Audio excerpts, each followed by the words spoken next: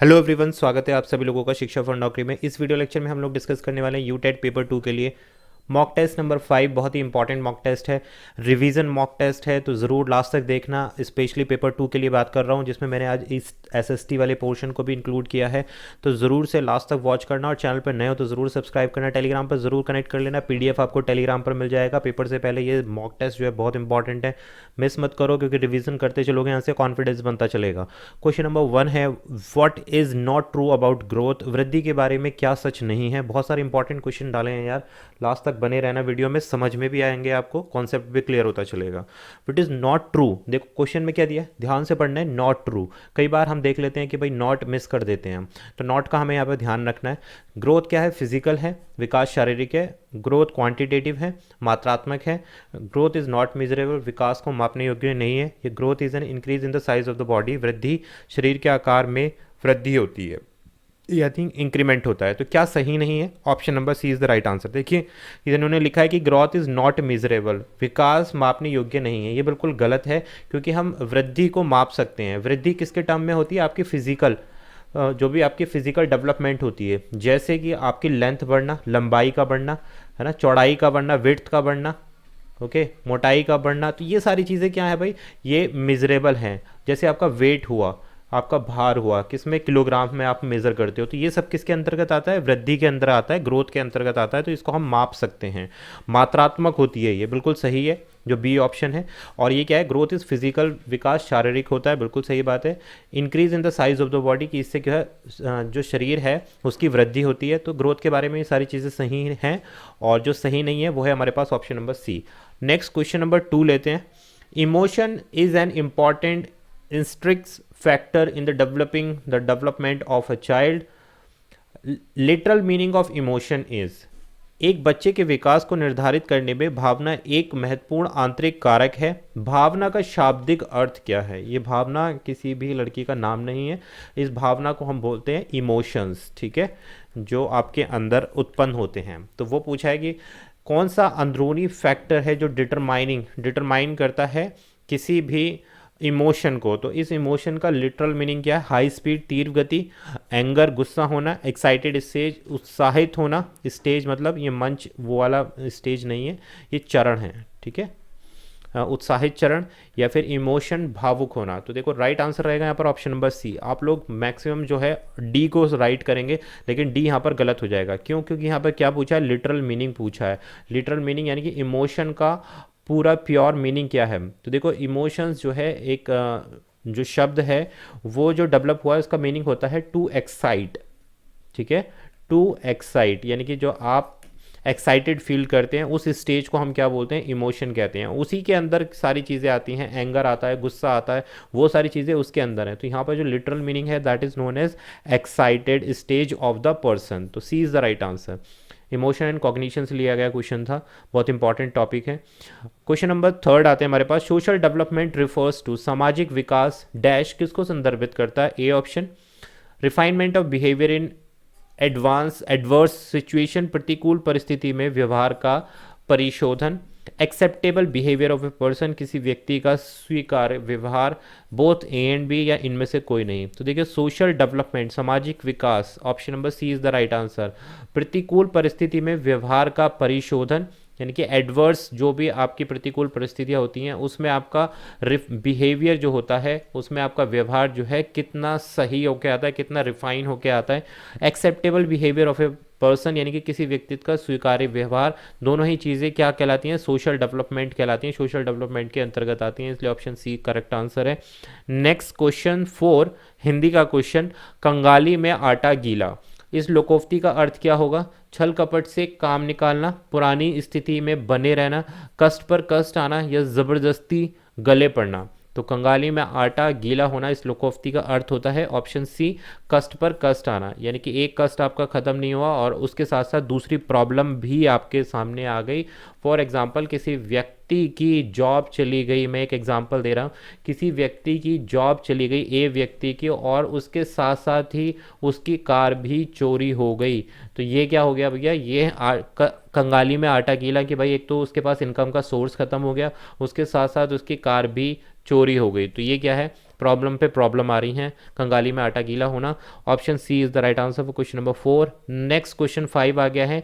निम्नलिखित में से सही विकल्प का चयन करना है आपको। भाषा के पाठ्यक्रम में प्रारंभ से ही व्याकरण की शिक्षा का प्रावधान होना चाहिए। व्याकरण भाषा का नियंत्रक होता है। व्याकरण का क्रमबद्ध ज्ञान आवश्यक है। भाषा के व्याकरण का मूल तत्व शब्द ज्ञान है। तो कौन सा इसमें सही विकल्प है वो आपको बताना है। तो देखिए राइट आंसर रहेगा हमारे पास क्वेश्चन नंबर 5 के लिए option number B is the right answer. व्याकरण भाषा का नियंत्रक होता है। तो देखो जो ग्रामर होती है, हिंदी की बात हो रही है या इंग्लिश की कोई भी ग्रामर की बात कर लो, ग्रामर क्या है, किसी भी लैंग्वेज को कंट्रोल करने के लिए काम में आता है। व्याकरण भाषा का एक नियंत्रक होता है। Option number B is the right answer. Next question number 6 आया है हमारे पास। मौखिक अभिव्यक्ति को सफल बनाते हैं। क्या ऐसी चीज़ें हैं जो ओरल रिप्रेजेंटेशन, मौखिक अभिव्यक्ति को सक्सेस बनाते हैं? भाषा, विषय वस्तु या प्रस्तुतिकरण, रटकर बोलने की शैली। तो देखो ये तो यहीं क्रॉस हो जाएगा, जहाँ भी ये रटकर आ गया है ना, रोट लर्निंग तो कहीं से कहीं तक भी आपको नहीं करनी है, ना ही बच्चे को करवानी है। तो ये ऑप्शन अगर आप देखोगे, रटकर बोलने की शैली या कुछ भी ऐसा रोट लर्निंग पर आधारित होगा, तो वो ऑप्शन वहीं हटा देना।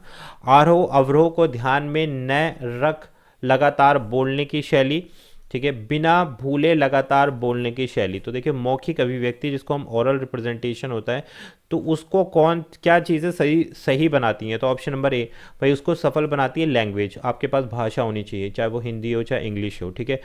विषय वस्तु यानी कि कंटेंट होना चाहिए आपके पास में, और प्रस्तुतिकरण, प्रेजेंटेशन आपके पास होनी चाहिए। तो ये सारी चीज़ें हैं। तो ओरल अभिव्यक्ति कि आप कितना अच्छे से बोल पा रहे हैं, कितने अच्छे से आप अपने आप को प्रेजेंट कर पा रहे हैं, क्या आपके पास कंटेंट है जो बहुत अच्छे से आप लैंग्वेज का इस्तेमाल करके डिलीवर कर सकते हैं सामने वाले को। आगे बढ़ते हैं, क्वेश्चन नंबर 7 आ गया है हमारे पास। They asked me dash name. अब इसमें आपको करेक्ट ऑप्शन फिल करना है, माई, गुड, बैड या फिर माई सेल्फ। बहुत आसान क्वेश्चन है। Option number A is the right answer. यहाँ फिल हो जाएगा दे आस्क्ड माई नेम। तो क्वेश्चन नंबर 7 के लिए option A is the right answer. Next question आता है question number 8। I dash when he came. Finished, will finished, had finished या M finishing. तो क्या यहाँ पर करेक्ट ऑप्शन फिल होगा इस सेंटेंस के लिए? इंग्लिश का क्वेश्चन है अगेन। तो राइट आंसर है option number C, I had finished when he came। Okay, option C is the right answer. Next question number आएगा हमारे पास 9। 9 क्वेश्चन क्या बोलता है, देखिए IUCN स्टैंड फॉर। तो ये आपके पास शॉर्ट फॉर्म है, इसकी आपकी लॉन्ग फॉर्म बतानी है कि इसका मतलब क्या है। IUCN का मतलब क्या है? International union for control of nature, Indian union for conservation of nature, international union for conservation of nature या फिर international union for conservation of nature. दोनों ही ऑप्शन सेम दिखाई दे रहे हैं मुझे यहाँ पर, सी और डी दोनों ही सेम दिखाई दे रहे हैं। तो राइट आंसर रहेगा यहाँ पर ऑप्शन नंबर हमारे पास रहेगा D is the right answer या फिर सी इज़ द राइट आंसर। दोनों ही सेम है। इंटरनेशनल यूनिट्स, अच्छा यहाँ पर यूनिट्स दिया है तो भाई ये गलत हो जाएगा। Option number D is the right answer. International union for conservation of nature, IUCN, ठीक है। और इसकी स्थापना कब हुई थी? 1948 में इसकी स्थापना हुई थी। और इसका हेडक्वार्टर कहाँ पर है भाई? इसका हेडक्वार्टर है स्विट्ज़रलैंड में। इसका हेडक्वार्टर है स्विट्ज़रलैंड में, इसका हेडक्वार्टर है। और इंडिया इसका मेंबर कौन से ईयर में रहा था? 1969 में इंडिया इसका मेंबर रहा है IUCN का।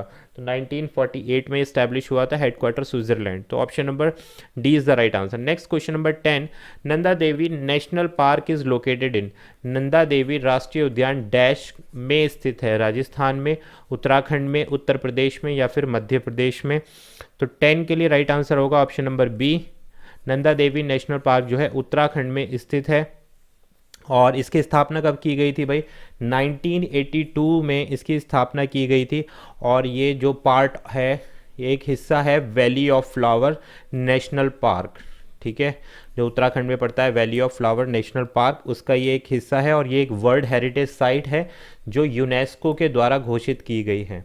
It is a world heritage site. और अब जो है Nanda Devi national park plus इसमें valley of flower national park, दोनों ही वर्ल्ड हेरिटेज साइट घोषित कर दी गई हैं यूनेस्को के द्वारा। आगे बढ़ते हैं, क्वेश्चन नंबर आएगा हमारे पास 11। Birth anniversary of Mahatma Gandhi celebrated on. बहुत ही आसान सा क्वेश्चन है, लेकिन ईयर यहाँ पर गड़बड़ कर देते हैं। महात्मा गांधी की जयंती कब मनाई जाती है? 2 अक्टूबर तो सबको पता है। 1868, 1867, 1870 या 1869, ये यहाँ पर क्वेश्चन बन जाता है। तो option number D is the right answer.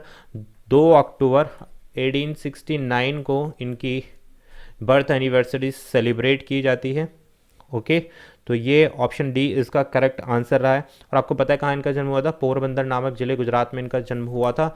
और मोहनदास करमचंद गांधी इनका पूरा नाम है। तो D is the right answer. Next बढ़ते हैं भाई क्वेश्चन नंबर 12 पर। Which of the following monument is known as places of winds. निम्नलिखित में से किसी स्मारक को पैलेस ऑफ विंड के नाम से जाना जाता है? जंतर मंतर को, हवा महल, आमेर फोर्ट या फिर उमेद भवन को? तो पैलेस ऑफ विंड, भाई ये जो है option number B is the right answer, जो हवा महल है। और हवा महल कहाँ पर सिचुएटेड है? भाई जयपुर सिटी में ये पैलेस सिचुएटेड है। और इसको जो बनवाया था वो थे राजपूत सवाई प्रताप सिंह ने इसको निर्मित करवाया था, यानी कि इसका निर्माण कराया था इस महल का। और ये हुआ था भाई 1799 में इसका निर्माण कराया गया था। 5 स्टोरी बिल्डिंग है ये, 5 स्टोरी बिल्डिंग है। और पूरी एक दीवार में इसके लगभग 953 विंडोज़ हैं, जिसकी वजह से इसको हवा महल कहा जाता है। ठीक है, तो option number B is the right answer. Next बढ़ेंगे क्वेश्चन 13 के साथ में।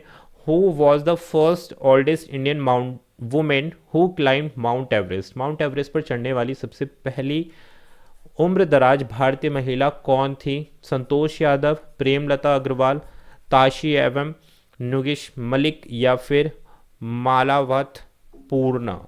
आपको बताना है कि कौन सी फर्स्ट ओल्डेस्ट इंडियन वुमेन थी जो माउंट एवरेस्ट पर चढ़ी। तो इसका करेक्ट आंसर है प्रेमलता अग्रवाल जो थी वो पहली इंडियन वुमेन थी, ओल्डेस्ट इंडियन वुमेन थी। और इन्होंने ये कारनामा जो है माउंट एवरेस्ट पर चढ़ने का 2011 वर्ष में किया था, सन 2011 में किया था।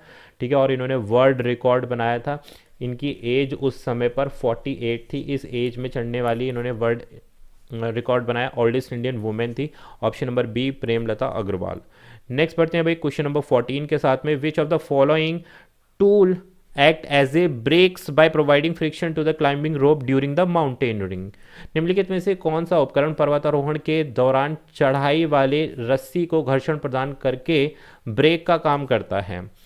इसको हम बोलते हैं क्रैम्पटॉन्स, बेली डिवाइस, आइस एक्स या फिर स्नो शोवेल। तो आपको पता है कि रस्सी पर जो घर्षण प्रोवाइड कर रहा है, माउंटेनिंग का काम हो रहा है, तो यहाँ पर ऑप्शन सी और ऑप्शन डी वैसे ही हट जाएंगे। आइस एक्सल बर्फ के लिए कुदाल या फिर बर्फ का फावड़ा, इसका कोई मतलब नहीं है। यहाँ पर ऑप्शन ए होगा या ऑप्शन बी होगा। तो राइट आंसर है हमारे पास ऑप्शन नंबर बी, इसको हम बोलते हैं बेली डिवाइस, जो पर्वतारोहण में क्लाइंबिंग रोप पर काम करता है। तो option number B is the right answer. तो भाई ये था आज का हमारा मॉक टेस्ट नंबर 5 पेपर 2 के लिए हमने यूटेट के लिए क्वेश्चन को डिस्कस करें। वीडियो पसंद आ गई है तो लाइक कर देना, चैनल पर नए हो तो सब्सक्राइब करना। आज काफ़ी सारी वीडियो अपलोड होंगी, तो स्टे ट्यून्ड और stay subscribe and all the very best for your examination. Thank you for watching. Thank you.